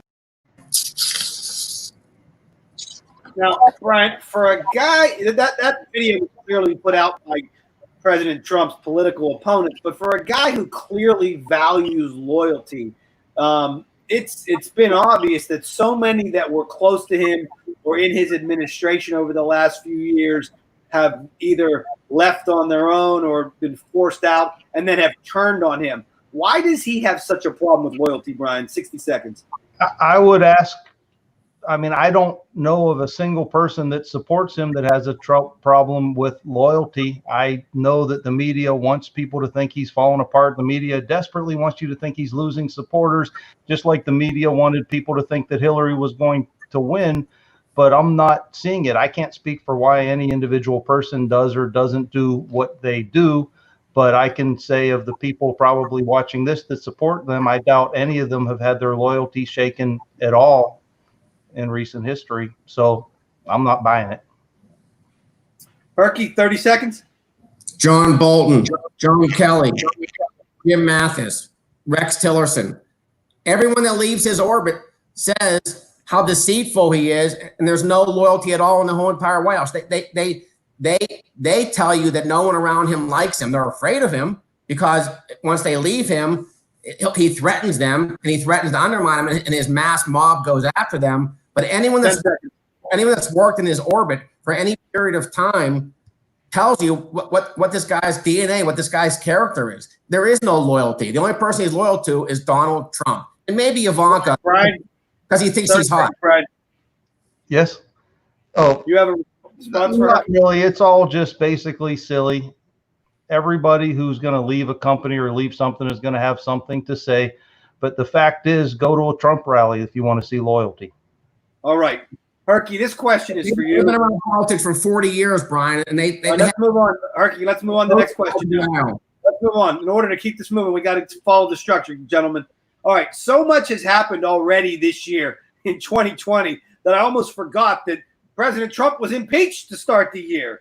And there are conflicting reports on the exact cost of the Mueller investigation and the trial. But Herky, knowing that there was almost zero chance of the Republican-controlled Senate voting to kick him out of office, do you feel it was still a worthwhile endeavor to go through that?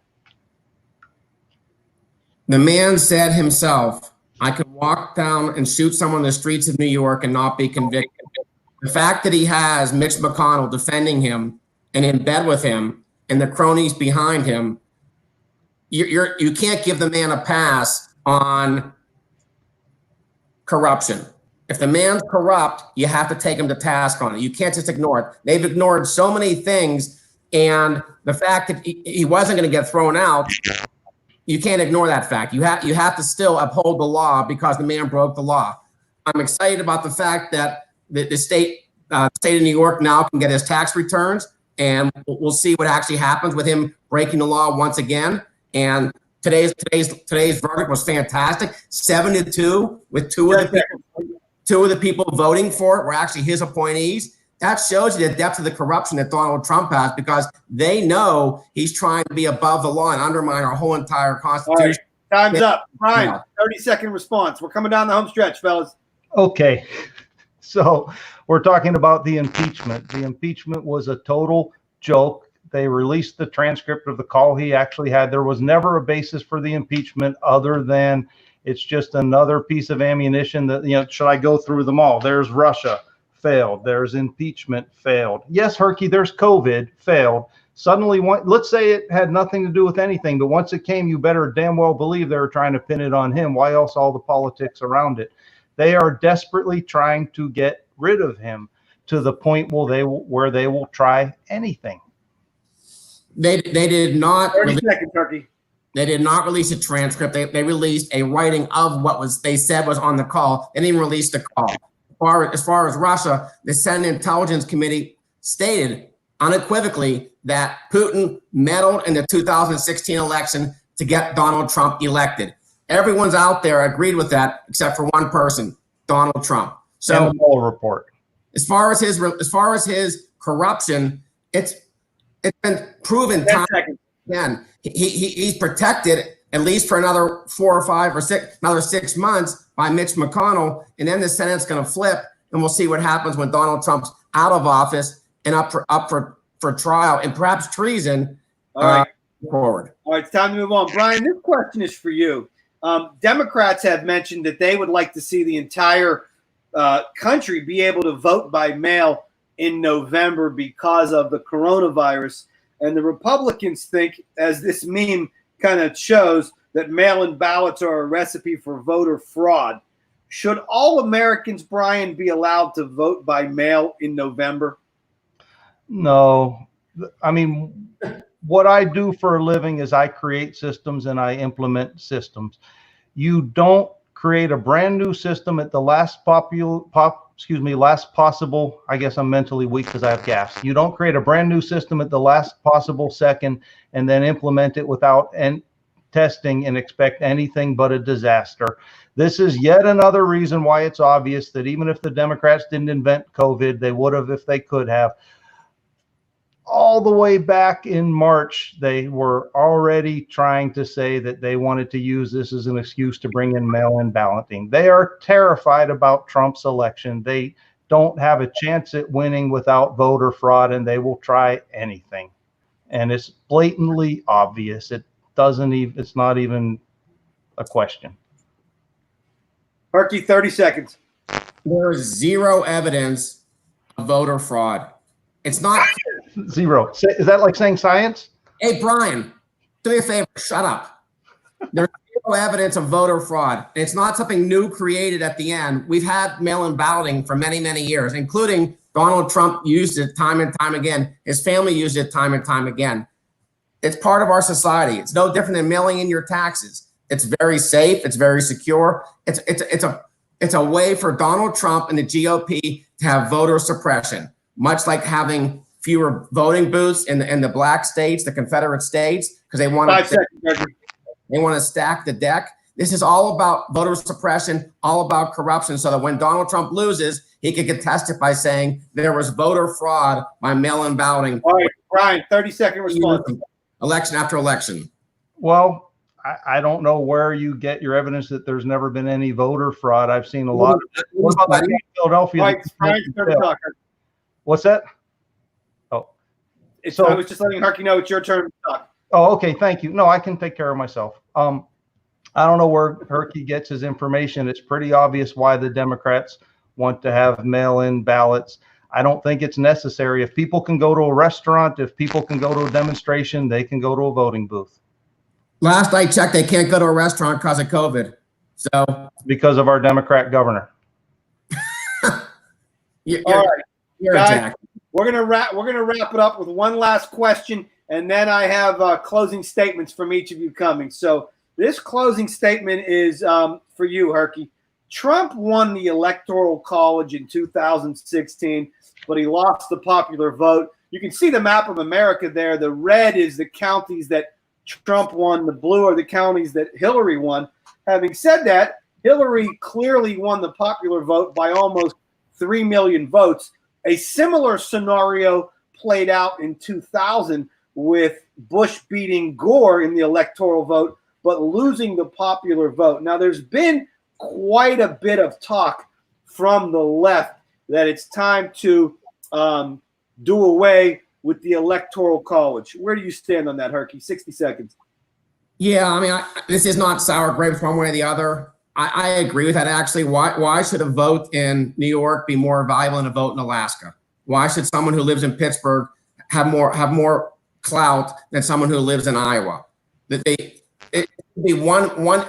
Brian's all about individualism. One person should be allowed to have one vote in the election nationally to determine who their president is. It's not going to matter this time because we're going to win the states. But the reality is it should be more equal, because if you live in California, voting for a Republican president is meaningless. However, if you live in Pennsylvania, it's a swing state. There are certain states that are always going to go red. Certain states are always going to go blue.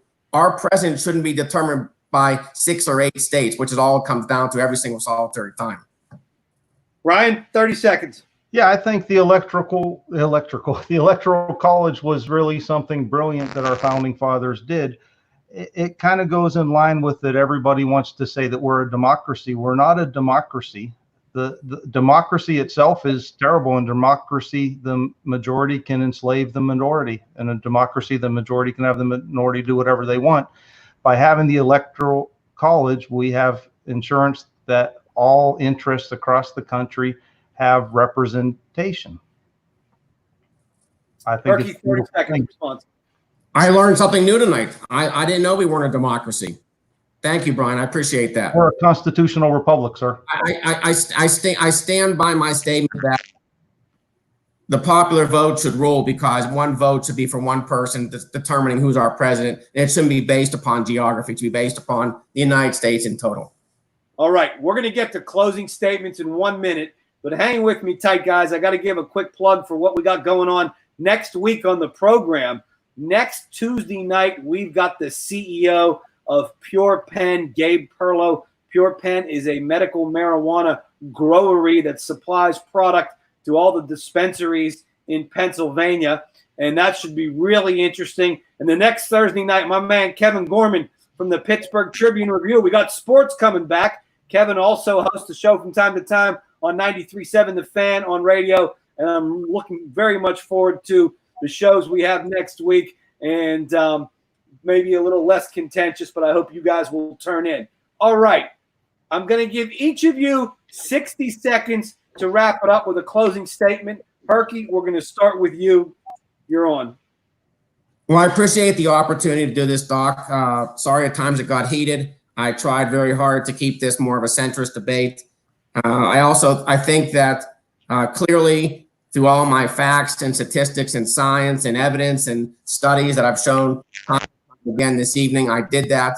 You will note that there wasn't one statistic, one study, one scientific-based fact that Brian gave the whole entire night. I want to end by saying our country is going in the wrong direction. There's a gender gap, there's hatred, there's divisiveness, there's the direction of our country is beyond repair unless we change the man in office. Brian wants to make America great again. November 3rd, we will, when Joe Biden becomes president of the United States. The Dems take control of the Senate. 5 seconds, sir. Dems keep control of the House, and we can eradicate the plague that's been leading our country for the last 4 years. Thank you. Brian, 60 seconds to close the argument. I'm going to actually read the last paragraph that I wrote for my introduction. The views of the left sometimes sound good because they appeal to our emotions and our desire to make the world a better place. Everybody shares that desire, but it can be dangerous and even deadly to the extent that they ignore the rights of individual people to lead their own lives, and they forget that you can't do everything you want to do without trampling on some people's rights. When the left isn't busy with their nice sounding views, they tend to be busy working to destroy people. They play the game of trying to invalidate ideas based upon actions people are alleged to have taken in the past or words that they are alleged to have said in the past. You don't have to disagree with anything I've said if you can call me a racist, and you don't have to listen to everything I say if you can use the word science. I believe that the troubling truth about today's left is actually that there is no coherence whatsoever to their professed views, and that everything they do is aimed at simply dividing people, weakening critics, and gaining power. All right, Brian, that's our time is up, guys. I want to thank both of you. I apologize to the audience that it got a little heated and there were some barbs going back and forth, but I wanted us to have a nice, healthy discussion of the issues. I think we've done that. I think we've opened some eyes. I don't know in any of these political discussions that a lot of minds are changed. I would just ask everybody to have an open mind and listen to the other side. And if you just watch CNN all day, or you just watch Fox all day, or if you just read left or right-leaning papers, it's really hard to get a 360-degree view of what's happening in our country and our world. Herky and Brian, I'm going to take both of you out of the stream here for a minute. I'm going to ask that you both kind of hang out backstage when we wrap up. I want to talk to you both off stage, so don't go anywhere. Sounds. All right. Tonight, that was fun. I hope to do that again. We're going to have some future debates, maybe on some different topics. We have an incredible lineup coming up for you next week. I really appreciate you tuning in tonight. It was fun, and we will do it again real soon. Peace.